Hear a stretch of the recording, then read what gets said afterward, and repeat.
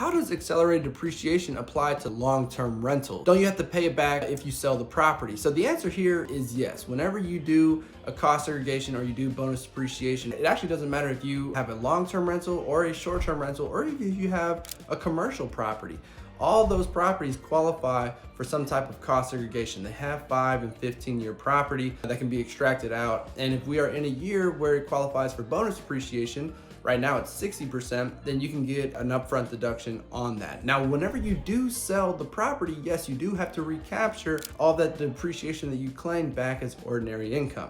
So that is a very real thing. You have to be very careful, because remember, whenever you take a deduction, you're moving from one tax bracket down into lower tax brackets. And whenever you're adding it back, you're moving from a lower tax bracket possibly up into a higher tax bracket. So you have to be very, very careful with depreciation recapture, because it really could come back to bite you in the butt. Now, there are ways to mitigate that depreciation recapture, but that does involve some meticulous planning. And so I do recommend that you speak with a tax advisor on that. Now, where I think a lot of people get confused is they ask, how does this apply to long-term rentals versus short-term rentals? Whenever it comes to passive treatment, by default, all of your rentals are going to be treated as passive activities.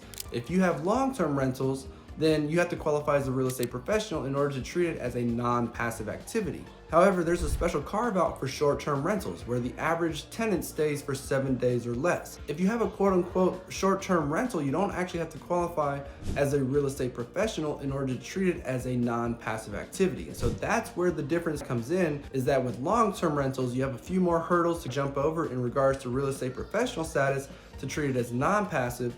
Whereas if it's a short-term rental, you only have to meet material participation in that activity in order to treat it as a non-passive activity. And the reason why this is so important is because your passive losses generated from a passive activity cannot offset your non-passive income, unless of course you fall below a certain income threshold. And even then, you can only use up to $25,000 of your passive losses to offset your non-passive income.